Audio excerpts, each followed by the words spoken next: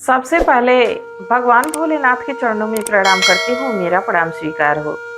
आदि शक्ति माँ भवानी गौरा के चरणों में प्रणाम करती हूँ, मेरा प्रणाम स्वीकार हो। सभी देवी देवताओं के चरणों में प्रणाम करती हूँ, मेरा प्रणाम स्वीकार हो। आप सभी गुरु भाई गुरु बहनों के चरणों में प्रणाम करती हूँ, मेरा प्रणाम स्वीकार हो। गुरु भाई गुरु बहनों, आप लोगों के साथ से, आप लोगों के सपोर्ट से महादेव की कथा और शिव शिष्यों तक पहुंचती है। तो आप लोगों से हाथ जोड़ के निवेदन है कि आप लोग शिव शिष्यता का जो हम लोग कार्य कर रहे हैं, उस कार्य को पूरा करने में हमारी मदद करें। तो कथा को ज़्यादा से ज़्यादा लाइक और शेयर करें ताकि महादेव की कथा और शिव भक्तों तक पहुंच सके। अगर जो आप लोग चैनल पे नए हैं तो सब्सक्राइब कर लीजिए ताकि जो भी वीडियो पड़े, जो भी कथा पड़े, वो आप लोगों तक आसानी से पहुंच जाए। कमेंट में महादेव का नाम जरूर लिखिए। भगवान का नाम लिखने से, बोलने से सारे कष्ट दूर हो जाते हैं। तो भगवान का नाम जरूर लिखिए। और देखिए, जो मैं कथा सुनाती हूँ, हर कथा में कोई ना कोई रहस्य रहता है। तो माता पार्वती और भगवान भोलेनाथ की आज जो मैं कथा सुनाने जा रही हूँ, कथा बड़ी ही सुंदर। कथा को अंत तक देखिएगा, और जब तक अंत तक नहीं देखेंगे कथा के रहस्य के बारे में नहीं पता चलेगा। और भगवान की ही जब कथा है तो इसको पूरा सुनना चाहिए। आधा अधूरा सुनने पे एक तो कोई ज्ञान नहीं प्राप्त होता है और दूसरा महादेव का अपमान होता है। तो कथा को पूरा सुना कर देखिए। एक बार भगवान भोलेनाथ और मैया पार्वती कैलाश पर्वत पे बैठे हुए थे। तो भगवान भोलेनाथ पृथ्वी पे ध्यान लगाए तो देखे कि हमारे सभी भक्त शिव चर्चा में बहुत आनंदित हैं। शिव चर्चा में बड़े ही ध्यान से शिव चर्चा कर रहे हैं और शिव आराधना कर रहे हैं। बड़ा इस नज़ारे को देख के वो प्रसन्न हो रहे थे। अपना त्रिशूल डमरू लिए उठ खड़े हुए।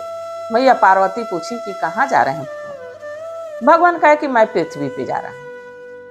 जब मैया पार्वती सुनी कि पृथ्वी पे जा रहे हैं तो कहीं कि मैं भी पृथ्वी पे चलूंगी आपके साथ। भगवान भोलेनाथ कह देवी, आप कैलाश पे ही रहिए, पृथ्वी पे आप जाती हैं तो बे मतलब कि सवालों में उलझ जाती हैं, कुछ ना कुछ पछड़ा पाल देती हैं और जिसको भोगना मुझे पड़ता है।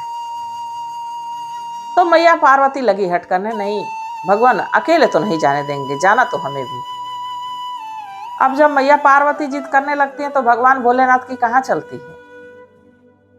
मैया पार्वती भी तैयार हो गई चलने के। भगवान भोलेनाथ और मैया पार्वती पृथ्वी पे आए, रूप अपना बदले, एक मनुष्य का रूप बनाए और पृथ्वी पे आए। तो मैया पार्वती देखी कि खूब बढ़िया शिव चर्चा हो रही है, कितना लोग बढ़िया से ध्यान से शिव चर्चा सुन रहे हैं, कर रहे हैं। तो मैया पार्वती के मन में एक इच्छा जागी, कहीं भगवान जब पृथ्वी पे आ ही गए हैं तो देख रहे हैं आपके भक्त कितना बढ़िया सुंदर शिव चर्चा कर रहे हैं, क्यों ना हम लोग लुका छिपी खेलते हैं। तो भगवान भोलेनाथ मुस्कुराने लगे, कहे लुका छिपी? ये बताइए कि लुका छिपी खेलेंगे तो आप हमको ढूंढ पाएंगी? मैया पार्वती कहीं कि इसमें कौन सी बड़ी बात है, आपको ढूंढना तो हमारे चुटकियों का खेल है। आपके भक्त जब आपको ढूंढ ले रहे हैं तो मैं तो आपकी अर्धांगिनी हूं, मैं तो तुरंत ढूंढ लूंगी। भगवान कहे अच्छा ऐसा है, पहले आप छिपिए, मैं पहले आपको खोजता हूं, इसके बाद तब मैं छिपूंगा, आप खोजिएगा। अब मैया पार्वती के आंख पे और भगवान भोलेनाथ के आंख पे मैया पार्वती पट्टी बांधी और वहां से छिपने के लिए चल दी। तो जानते हैं छिपने के लिए कहाँ गई? बकरियों के झुंड में गई और एक बकरी बन गई। भगवान भोलेनाथ को तो सब पता था, वो तो अंतर्यामी है, वो तो घट घट के वासी हैं, कड़ कड़ के वासी हैं, वो तो सब में व्याप्त है, सब में समाहित हैं। वो तो जान रहे थे कि मैया पार्वती कहाँ गई हैं। फिर भी उनका मन रखने के लिए, उनका दिल रखने के लिए महादेव लगे इधर उधर घूमने लगे, इधर उधर खोजने। मैया पार्वती खूब प्रसन्न हो रही है, खोजिए खोजिए, हमको खोज पाएंगे। अब उस बकरियों के झुंड में घास, हरी हरी घास चर रही हैं, घूम रही हैं और खूब मगन है कि खूब खोज रहे हैं भगवान। और उनको ये नहीं पता है कि भगवान हमको देख रहे हैं। अब भगवान वहां पहुंचे, एक बकरे का रूप बना के कहे, देवी हम आपको खोज लिए, आप अपने रूप में आइए। नहीं तो जानती हैं बकरियों को लोग काटते भी हैं, और कोई व्यक्ति आएगा और आपको ले जाएगा, काट के मसाला डालेगा, नमक डालेगा और खा जाएगा। देवी कहीं भगवान आप तो सब पता कर लेते हैं, कैसे पता चला है कि मैं इन बकरियों के झुंड में? भगवान भोलेनाथ मुस्कुराए, कहे देवी अब हमारी बारी है। मैया पार्वती कहें कि आप तो इतना समय लगाए ना ढूंढने में, हम तो आपको चुटकियों में ढूंढ लेंगे। अब भगवान भोलेनाथ मैया पार्वती के आंख पे चुन्नी की पट्टी बांधे और वहां से अंतर ध्यान हो गए। और जानते हैं कहां चले गए? सरयू के किनारे एक छोटा सा बालक बन गए। अब मैया पार्वती आंख की पट्टी खोली और लगी खोजने। खोजते खोजते खोजते खोजते थक हार गई। जब थक गई खोजते खोजते परेशान हो गई, और इधर देखिए भगवान भोलेनाथ एक छोटे से बालक के रूप में नदी के किनारे क्या क्या क्या क्या किए हैं। तभी उसी रास्ते से एक राजा साहब का विवाह होके और पालकी में दुल्हन डोली में बैठ के जा रही है। अब उसके कानों में उस बच्चे की रोने की आवाज आई, दुल्हन के कानों में बच्चे की रोने की आवाज आई।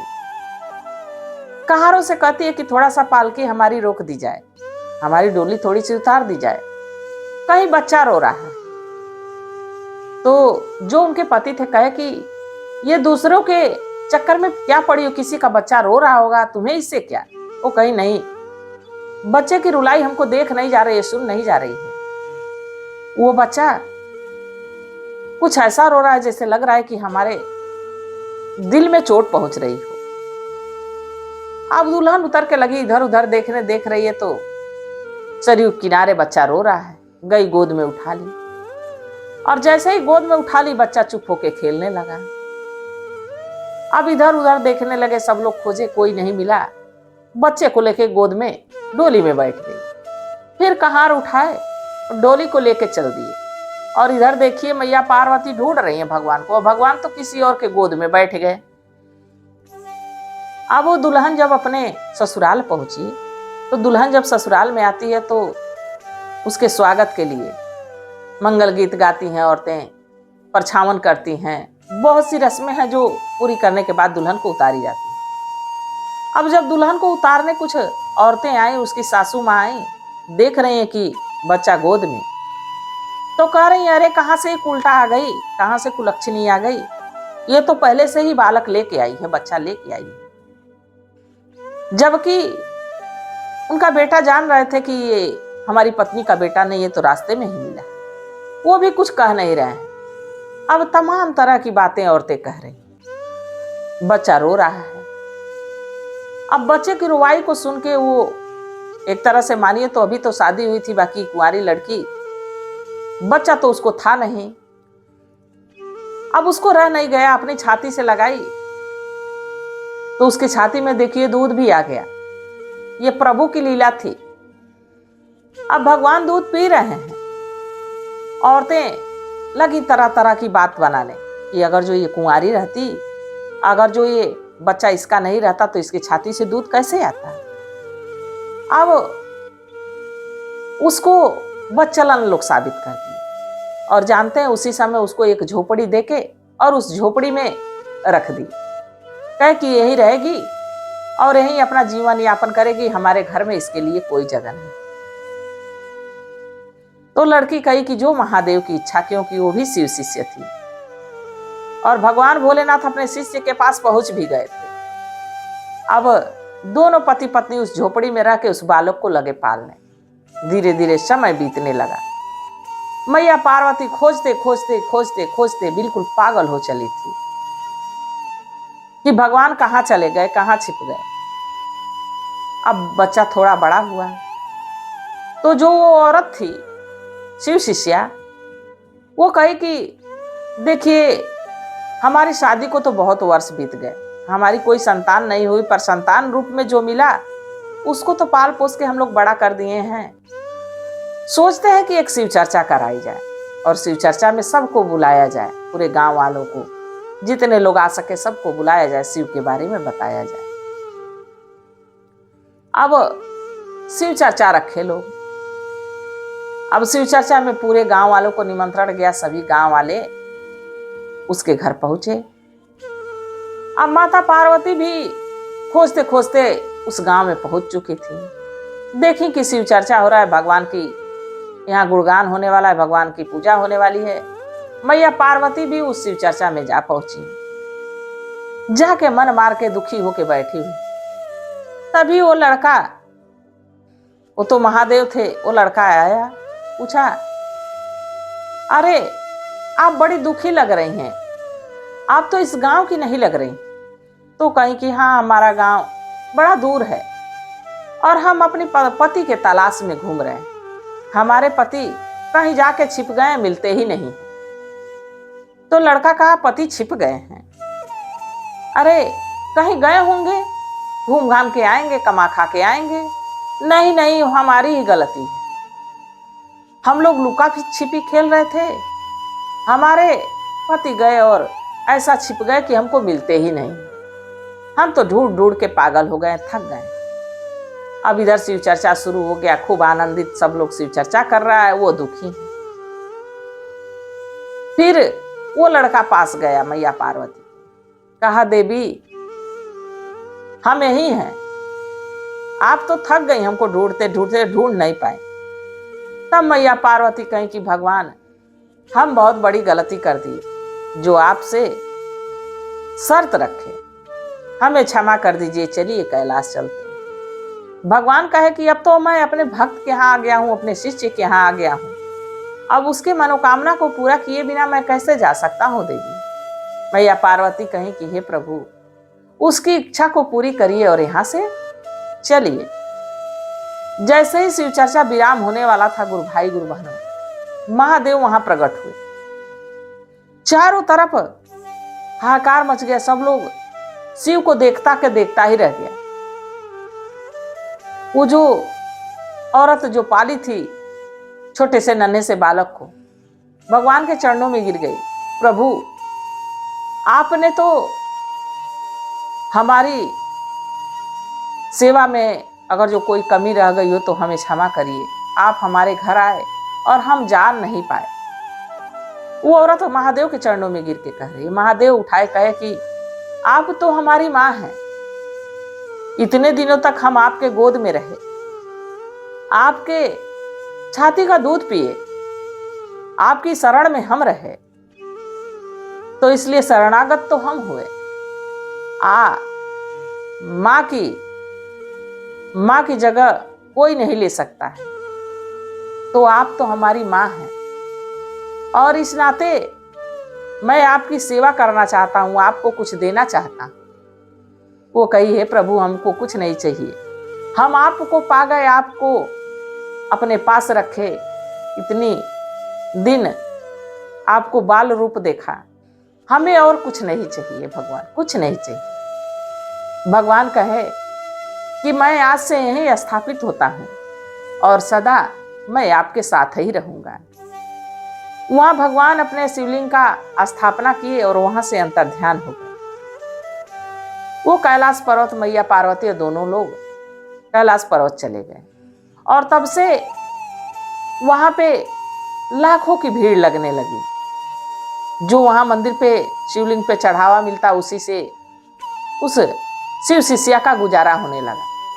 और गुजारा क्या होने लगा, धीरे धीरे धीरे धीरे इतना बड़ा उन लोगों का राजपाट हो गया कि पूछना नहीं था। तो एक शिव भक्त के पास महादेव किस किस रूप में किसके पास पहुंच जाए ये कोई जानता नहीं। तो कभी आपका मन अगर जो किसी को देख के ऐसा लगे कि इसको हमारी आवश्यकता है, हमारी जरूरत है, तो उसकी मदद जरूर करिए। अगर जो देखिए उसके पति, शिव शिष्या के पति रोक रहे थे कि मत जाओ, किसी का भी बालक होगा, तो शायद वो महादेव से वंचित रह जाती, महादेव को नहीं पाती। पर उसके मन ने कहा नहीं, इस बच्चे को हमारी जरूरत है और उस बच्चे को उठा ले, उसको पालन पोषण की, उसकी सेवा की। देखिए, जरूरी नहीं होता है कि बाल रूप में भगवान ही मिले। अगर जो कोई भी बालक ऐसे असहाय हालत में कहीं कोई छोड़ देता है, कहीं कोई बच्चे को फेंक देता है, बहुत सी ऐसी माताएं होती हैं जो अपने बच्चे को जन्म लेते ही फेंक देती हैं।